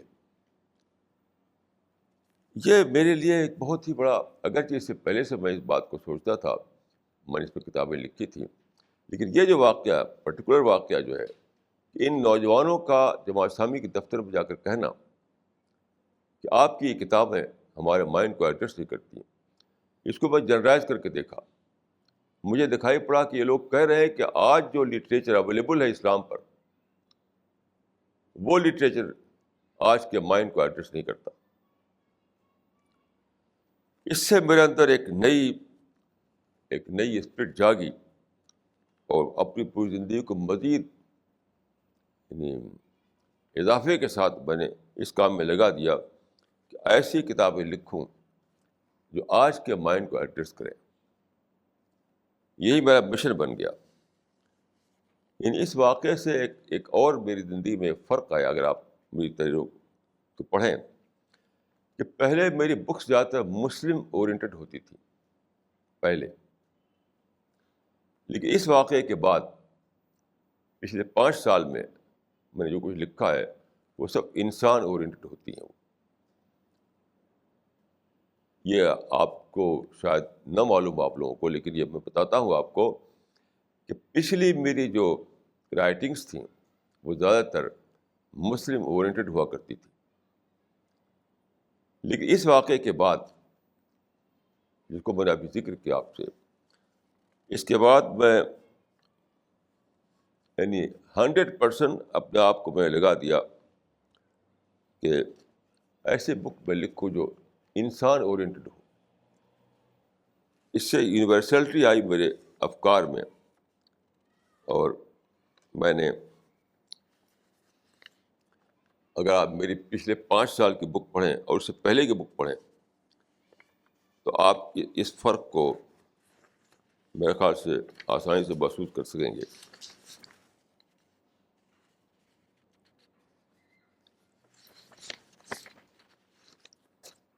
بہرحال یہ کام کرنے کے لیے مجھے کام کوئی آسان کام نہیں تھا. یہ پورے زمانے سے لڑنا تھا،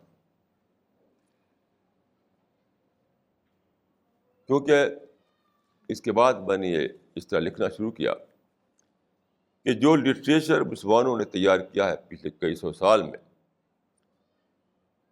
وہ لٹریچر اسلام کی ایسی نمائندگی نہیں کرتا جو آج کے انسان کو اپیل کرے. تو چونکہ یہ سارے لوگ یہاں سے وہاں تک پورے مسلم ورلڈ میں انہی کتابوں کو اپنا پرائڈ بنائے ہوئے تھے، اپنا پرائڈ بنائے ہوئے تھے، تو دنیا کی دنیا میری مخالف ہو گئی. بہت زبردست میری مخالفت ہوئی پوری مسلم ورلڈ میں. اور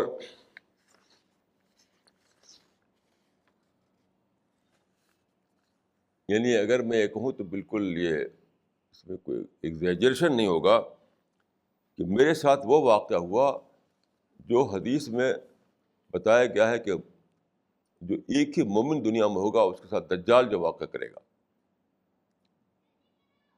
جو میں حدیث میں یہ بتایا گیا ہے کہ ایک زمانہ آئے گا جب دنیا سے مراد مسلم دنیا میں، یاد رکھیے دنیا سے مراد مسلم دنیا ہوتی ہے، کہ مسلم دنیا میں صرف ایک ہی انسان ہوگا جو خدا کی سچی بات کو جانتا ہوگا. تو جب میں نے اس بات کو کہا تو مسلمانوں کے تقریباً جتنے بھی اونچے لوگ تھے سب میرے مخالف ہو گئے. شاید اوپر کے لوگوں میں سے کوئی ایک بھی انسان نہیں تھا جو میری حمایت میں کھڑا ہو. اس کے بعد کیا ہوا کہ میرے خلاف ایک ہنگامہ، یعنی حدیث میں بتایا گیا ہے کہ وہ مسلم جو ہوگا، ایک مومن، دجال اس کو قتل کرے گا، اس کو بلیمیٹ کرنے کی کوشش کرے گا، اس کو ختم کرنے کی کوشش کرے گا، یہاں تک کہ اسے قتل کرنے کے پیچھے پڑ جائے گا، قتل کر ختم کر دے اس کو. تو یہ واقعہ جو لکھا گیا ہے، جو حدیثوں میں موجود ہے، کہ اس واحد مسلم کو دجال ہلاک کرنے کی کوشش کرے گا، اگرچہ ہلاک نہ کر سکے گا. تو اگر میں یعنی اپنے دل کی بات کہوں، مجھے نہیں معلوم، پھر میں کہوں گا کہ مجھے نہیں معلوم کہ اللہ کے علم میں کیا بات ہے، وہ تو اللہ کو پتہ ہے، مجھے نہیں پتہ. لیکن انسان کو بھی یہ حق ہے کہ اپنے سمجھ سے جو بات کہے، اپنی سمجھ جو بات سچ پائے وہ کہے. اس پر خدا نے پکڑ نہیں رکھی ہے. صرف ایک ہی شرط ہے کہ آپ بیڈ انٹینشن سے نہ کہیں. اگر آپ بیڈ انٹینشن سے نہ کہیں تو خدا نے آپ کو آزادی دی ہے، کچھ بھی آپ کہہ سکتے ہیں، اس پر آپ کی پکڑ نہیں ہوگی. تو میں یہ کہہ سکتا ہوں کہ شاید میں ہی وہ انسان تھا جس پر وقت کے سارے دجال جو کو ہلاک کرنے کے پیچھے پڑ گئے، جیسا کہ حدیث میں آیا ہے. حدیث میں کہیں ایک دجال کا نام ہے، کہیں 30 دجال کا، 30 دجال 30 ہوں گے. میں کہتا ہوں کہ دجال 30 ہی نہیں، اور بھی زیادہ ہو سکتے ہیں. دیکھیے دجال کے معنی کیا ہیں؟ دجال کے معنی تو ہوتے ہیں ڈسیور، دھوکہ دینے والا. دجال مسلم ہوگا، وہ کوئی یہودی نہیں ہوگا، کوئی کرسچن نہیں ہوگا، کوئی ہندو نہیں ہوگا. حدیث میں ثابت ہے کہ وہ مسلم ہوگا، ایک ہو یا کئی ہو، مسلم ہوں گے وہ پارا. تو ڈسیور کا مطلب کیا ہوا کہ ایسی بات جو اسلام نہ ہو اس کو اسلام بنا کر پیش کرنا. جیسے ایک پیتل کا ایک زیور ہے، تو ہے تو وہ پیتل کا، آپ اس کے اوپر سونے کو ملمہ کر کے اس کو دنیا میں بازار میں لے آویں. ہے تو وہ پیتل کا، لیکن دکھاتے ہیں آپ اس کو سونے کا.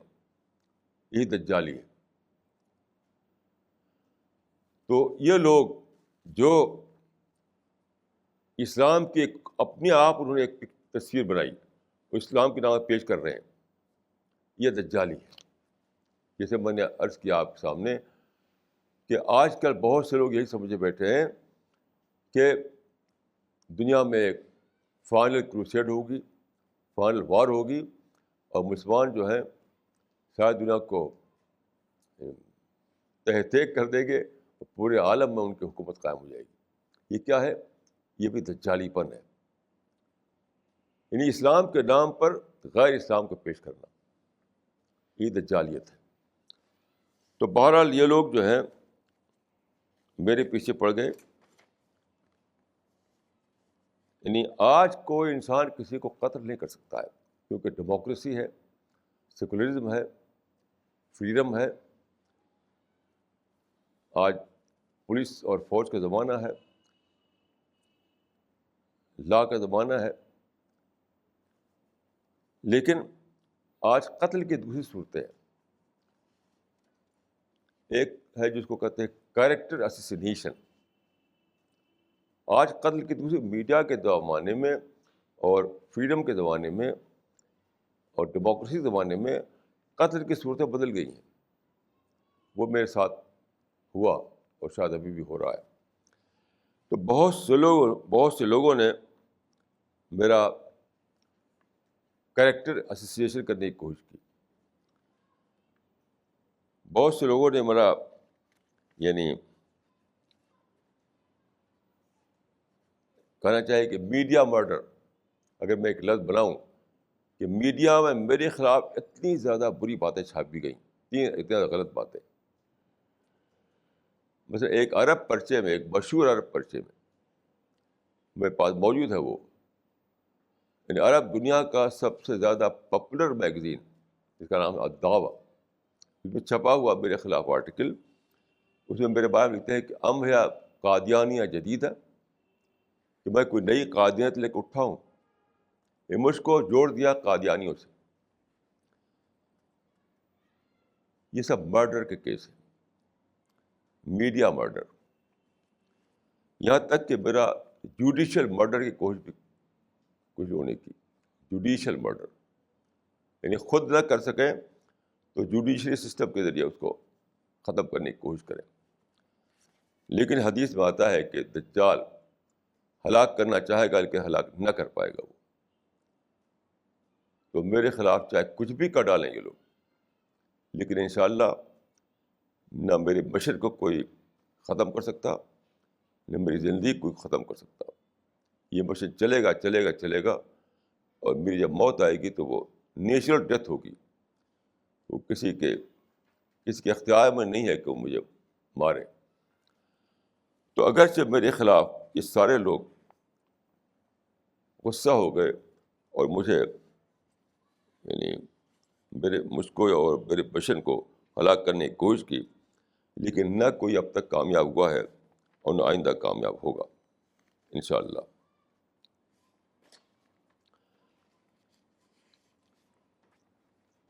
اب میں آپ کو ایک اور بات کی طرف لے جاؤں گا۔ دیکھیے،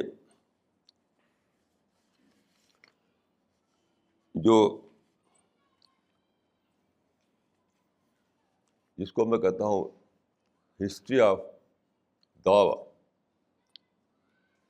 ہسٹری آف دعویٰ، ہسٹری آف دعویٰ کے 3 دور ہیں میری سمجھ سے، جہاں تک میں نے سمجھا ہے ہسٹری آف دعویٰ کے 3 دور ہیں، یعنی 3 ایج ہے، 3 پیریڈ ہے۔ پہلا جو ہے وہ ہے، آپ میں کہہ سکتا ہوں کہ پری محمد پیریڈ، یعنی محمد صلی اللہ علیہ وسلم سے پہلے کا زمانہ۔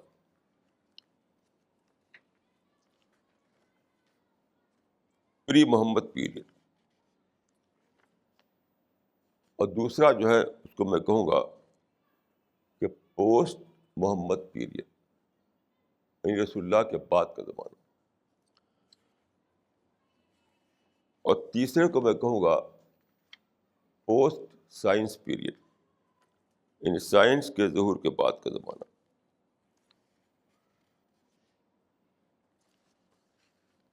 اب آپ ان تینوں کے بارے میں بہت ہی مختصر طور پر کچھ عرض کروں گا۔ دیکھیے، جس کو میں کہہ رہا ہوں پری محمد پیریڈ، وہ کیا ہے؟ وہ ہے حضرت آدم پہلے انسان تھے، آپ جانتے ہیں، اور ساتھ ساتھ وہ پہلے پرافٹ بھی تھے، پہلے پرافٹ بھی تھے۔ کہا جاتا ہے کہ ان کو خدا نے کچھ تعلیمات دیں اور اس کو انہوں نے اس طرح پریزرو کیا کہ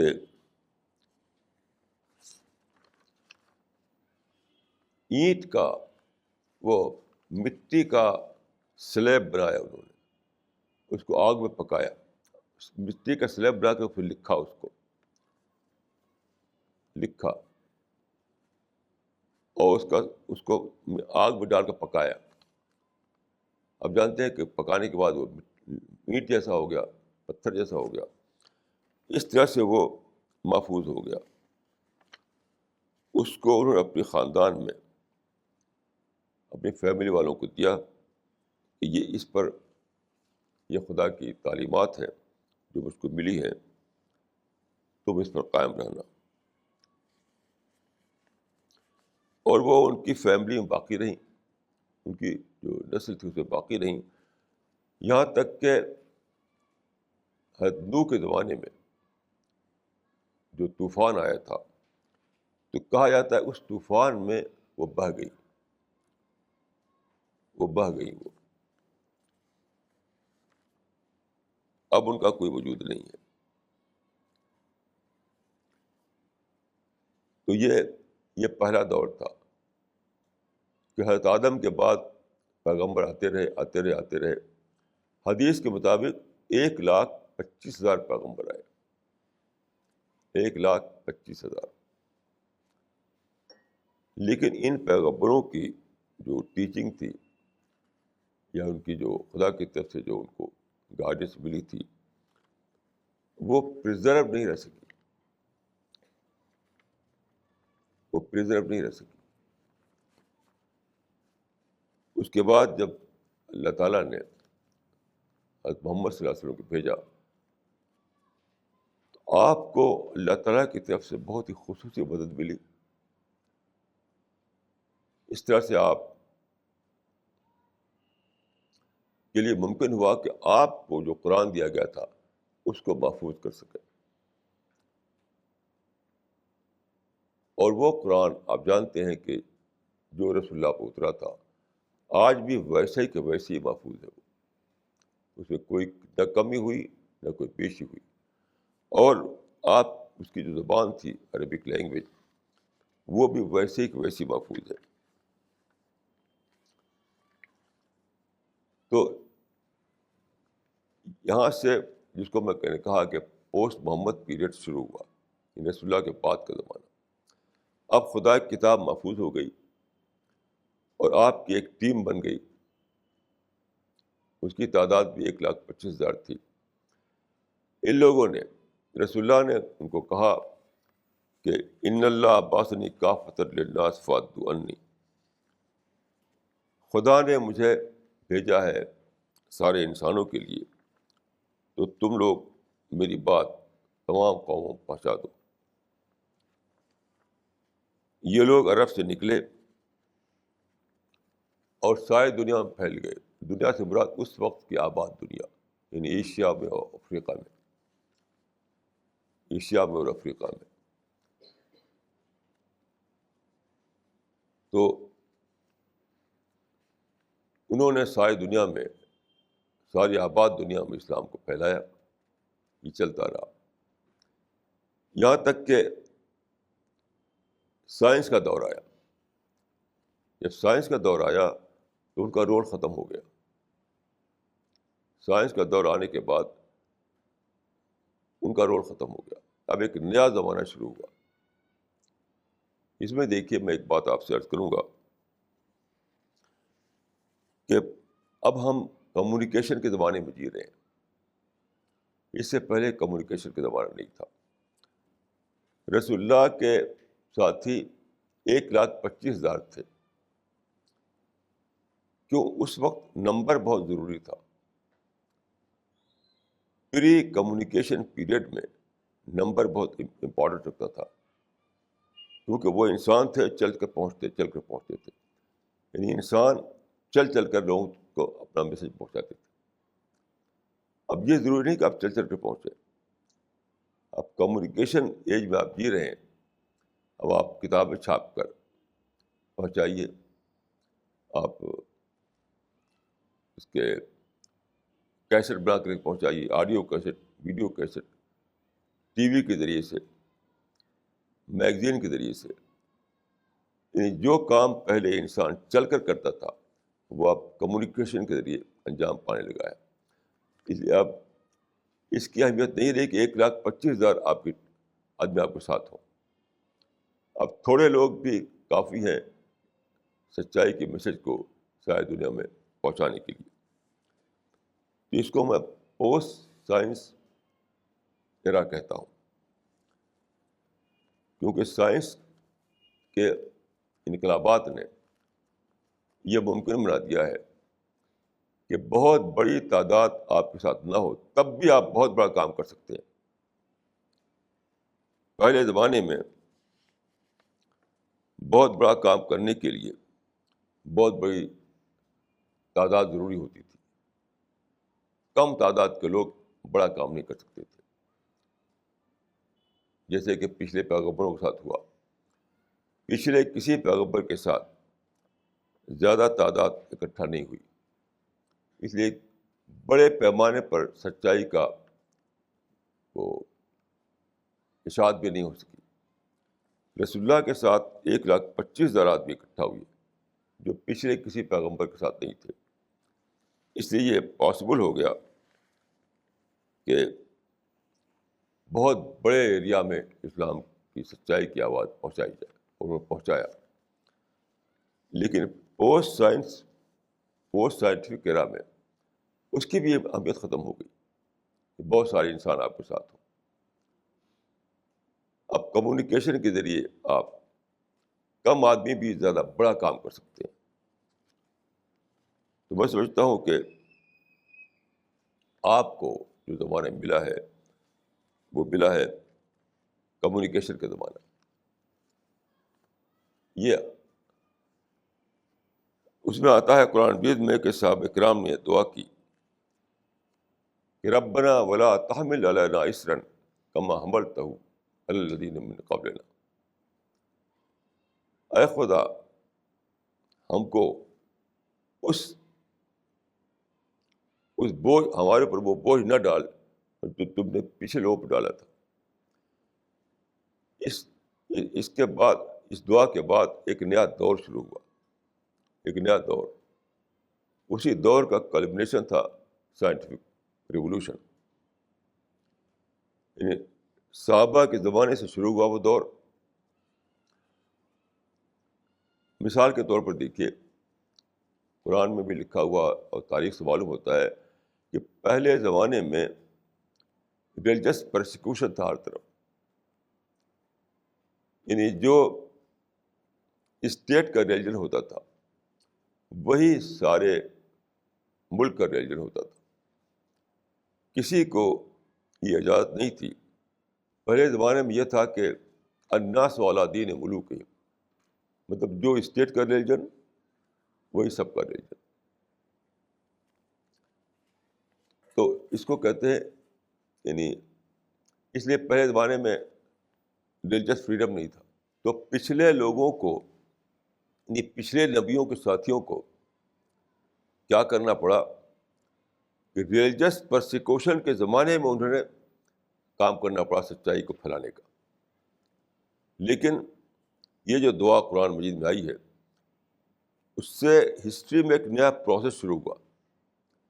اس پروسیس کا کلمنیشن تھا سائنٹیفک ریولوشن اور ریلیجس فریڈم۔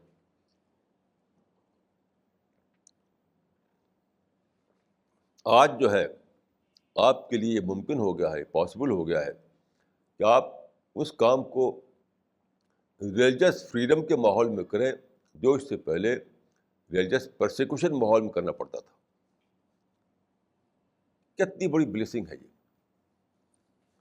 کتنی بڑی بلیسنگ ہے یہ۔ اسی کو میں کہہ رہا ہوں کہ پہلے زمانے میں ضرورت تھی کہ بہت سے لوگ آپ کے ساتھ ہوں۔ مثال کے طور پر قرآن کو لیجیے، اگر آپ یعنی 1000 سال تک، قرآن کے اترنے کے بعد 1000 سال تک یہ شکل تھی کہ اگر آپ یہ چاہتے تھے کہ قرآن کے 1000 کاپی آپ کے پاس ہو اور وہ آپ 1000 انسانوں تک پہنچا سکیں، تو آپ کیا کرنا پڑتا تھا؟ ہر کاپی کو آپ کو الگ الگ لکھنا پڑتا تھا۔ یہ قرآن کی ہر کاپی الگ الگ لکھ کر تیار کی جاتی تھی۔ اچھا، الگ لکھنے کا مطلب کیا تھا؟ اس کا کریکشن بھی الگ الگ کرنا پڑتا تھا۔ آپ جانتے ہیں کہ کریکشن ایک مستقل کام ہے۔ کتاب جب لکھتا ہے آدمی تو اس میں کہیں نہ کہیں غلطی ہو جاتی ہے، کچھ نہ کچھ چیک کرنا پڑتا ہے۔ تو 1000 کاپی آپ نے الگ الگ لوگوں سے لکھوا کر تیار کی، اب کتنا ٹائم لگا ہوگا اس میں، آپ سوچیے۔ اب پھر اس کو کریکشن کرنے میں، اس کو چیک کرنے میں کتنا ٹائم لگے گا؟ تب یہ پاسبل ہوگا کہ آپ 1000 کاپی 1000 انسانوں تک پہنچا سکیں۔ آج کیا ہے؟ صرف ایک کاپی آپ تیار کیجیے، بالکل ٹھیک ٹھیک خوب کریکشن کر لیجیے، خوب چیک کر لیجیے. اس سے آپ بلین کاپی نکال سکتے ہیں، ٹریلین کاپی نکال سکتے ہیں. آپ مجھے کتنا آسان ہو گیا، کتنا آسان ہو گیا. یہ ہے پوسٹ سائنٹیفک ایرا میں سچائی کو پہنچانے کا، یعنی جس کو میں کہہ رہا ہوں کہ نیا امکان. اسی طرح سے دیکھیے، پہلے زمانے میں پیغمبروں کو معجزہ دکھانا پڑتا تھا، معجزہ، مریکل، مریکل دکھانا پڑتا تھا.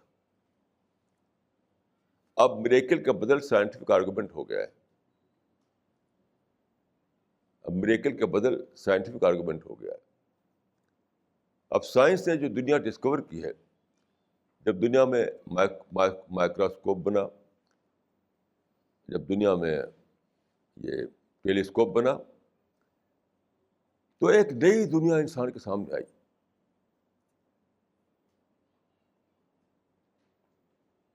فرض کیجئے کہ پہلے زمانے کا ایک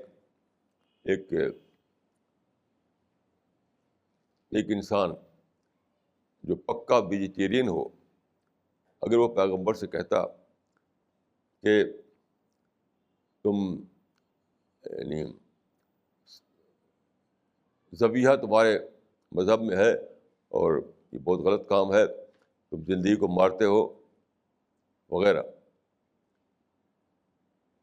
تو اس وقت پیغمبر صرف کسی مریکل کے ذریعے بتا سکتا تھا کہ اور دوسری چیزوں میں بھی جان ہے. لیکن آج کیا حال ہے؟ ایک واقعہ میں عرض کروں. ایک شخص سے ایک صاحب جو بہت پکے ویجیٹیرین تھے، انہوں نے کہا کہ آپ کے یہاں تو، آپ کے ریلیجن میں تو یہ ہے، یعنی ذبیحہ ہے، جانور کو سلاٹر کرنا ہے. ہم تو ایسے مذہب کو مانتے ہیں جس میں کہ جان مارنا نہیں ہوتا. انہوں نے کہا، وہ ڈاکٹر تھے، کہ آپ بہت بڑی بھول میں ہیں. جس چیز کو آپ کھاتے ہیں اس میں بھی جان ہوتی ہے. اور اس کے بعد انہوں نے کیا کیا کہ پانی کی ایک بوند کو انہوں نے، پانی کی تھوڑا سا پانی لیا، اس کو مائکروسکوپ کے نیچے رکھ دیا، مائکروسکوپ کے شیشے کے نیچے. اس کو کہا کہ دیکھیے اس کو، پانی کو یا شاید ملک کو، کسی چیز کو رکھا انہوں نے. اب جب دیکھا انہوں نے تو اس میں زندگیاں رینگ رہی تھی. اسی وقت ان کا ہارٹ فیل ہو گیا. تو اتنی ساری زندگیوں نکل گیا ہوں میں سمجھتا تھا کہ میں نے زندگی میں کبھی جان نہیں ماری، کہ میں تو بہت ساری زندگی کو مار چکا ہوں. پہلے زمانے میں پرافٹ یہ کام مریکل کے ذریعے کر سکتا تھا. آج آپ کا مائکروسکوپ اس کام کر رہا ہے. یہ ہے یعنی پوسٹ سائنٹیفک ایرا میں جو نئے امکانات کھلے ہیں، ان کی ایک چھوٹی سی مثال. ایسی میں ایک مثال عرض کروں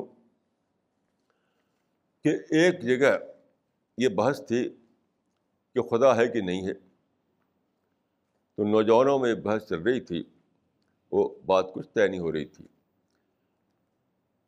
تو ان لوگوں نے طے کیا کہ فلاں مسجد میں ایک بزرگ ہیں، ان کو بلاؤ، شاید وہ ایک ایسی بات کہیں جس سے بات طے ہو جائے. وہ گئے، بزرگ کو لائے. تو بزرگ نے کیا کیا، صرف ایک آیت پڑھی اور واپس چلے گئے. ان کا بسم اللہ الرحمن الرحیم، افی اللہ شک فاطر السماوات والارض، یہ پڑھا اور چلے گئے. اس کا مطلب ہے کہ کیا تم شک کرتے ہو اس خدا کے بارے میں جس نے زمین کو اور آسمان کو پیدا کیا؟ اس وقت بزرگ اتنے ہی کر سکتے تھے. یعنی یقین کی طاقت تھی ان کے پاس تھی، جس سے وہ کہہ سکیں کہ دنیا کا ایک خدا ہے، ایک کریٹر ہے. یقین کی طاقت، کنوکشن کی طاقت. انہوں نے ان نوجوانوں کے سامنے جو پیش کی وہ تھی کنوکشن کی طاقت، جو ایک سبجیکٹو چیز ہے. یاد رکھیے کنوکشن کتنا ہی بڑا ہو لیکن وہ ہوتا ہے سبجیکٹو ہوتا ہے. کتنی زیادہ آپ کا کنوکشن ہو لیکن وہ تو آپ کے دل میں ہوگا, سبجیکٹو ہے وہ, آپ اس کو باہر نہیں بتا سکتے. لیکن آج کیا ہے سائنس کے زمانے میں, آج یہ ہے کہ آپ کو معلوم ہے کہ اب سائنس نے ایک ڈسکوری سائنس کو ہوئی ہے جو کہتے ہیں big bang theory. Big bang یعنی اب سے تقریباً 13 بلین سال پہلے, بلین 20 بلین پہلے ایک کاسمک بال تھا اسپیس میں. یہ دنیا نہیں تھی, نہ اسٹارس, نہ پلینٹ, نہ سولر سسٹم, نہ زمین, کچھ بھی نہیں. ایک کاسمک بال تھا.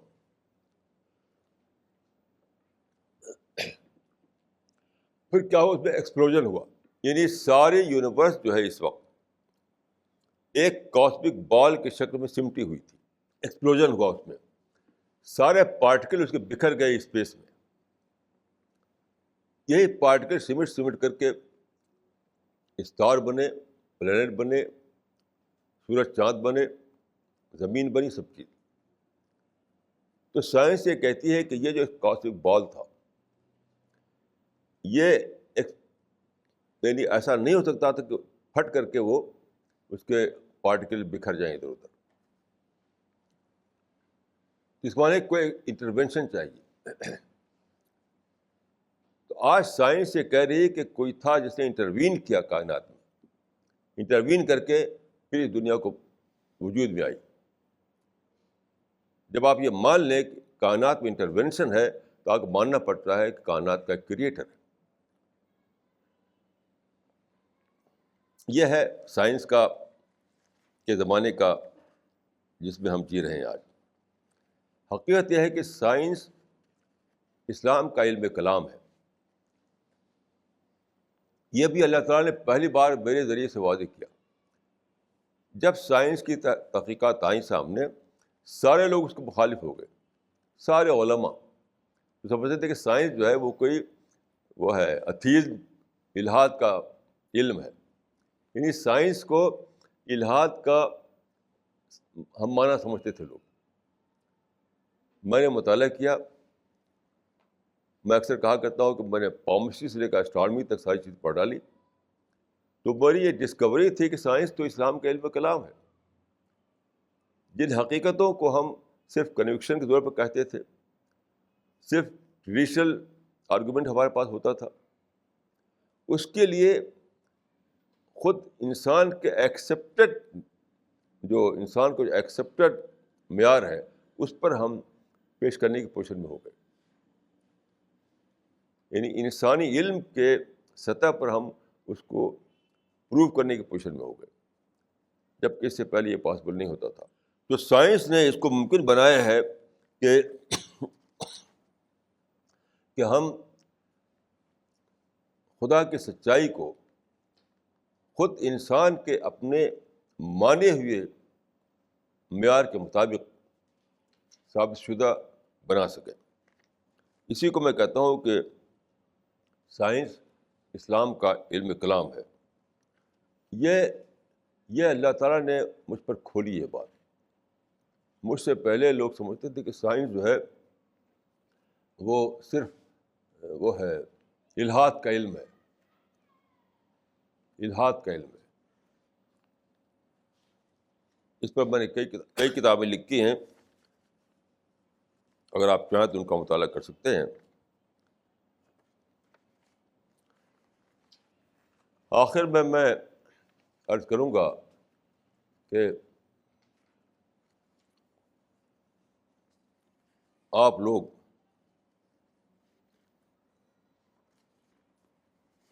عرض کروں گا کہ آپ لوگ جو ہیں یہ اپنے دل میں یہ عہد کریں کہ ہمیں اس مشن کے ساتھ جینا ہے, اسی مشن کے ساتھ مرنا ہے. یہ جو مشن ہے خدا کی سچائی کو شاید دنیا تک پہنچانا، اسی پر جینا ہے، اسی پر مرنا ہے۔ رسول اللہ نے آخر زمانے میں اپنے اصحاب کو اکٹھا کر کے کہا تھا کہ تم لوگ مل جل کر رہنا، کبھی بھی ٹکراؤ مت کرنا، ٹکراؤ کر کے اس مشن سے الگ مت ہو جانا، یہاں تک کہ تم مر کر میرے پاس آؤ، جہاں میں تمہارا انتظار کر رہا ہوں گا جنت کے گیٹ پر۔ تو میں پرافٹ کے زبان بولنے کی حیثیت میں نہیں ہوں، لیکن پھر بھی پرافٹ کے پیروں کی حیثیت میں کہوں گا کہ شاید یہی مجھے بھی کہنے کا حق ہے کہ آپ لوگ آپس کے ٹکراؤ سے بچیے، ڈفرینس کو کبھی بھی ایکسکیوز نہ بنائیے، اسی راستے پر، اسی مشن پر قائم رہیے، اور انشاءاللہ اگر اللہ تعالیٰ نے میری بخشش کر دی تو میں بھی یہ کہہ سکتا ہوں کہ میں پیراڈائز کے گیٹ پر آپ کو منتظر رہوں گا۔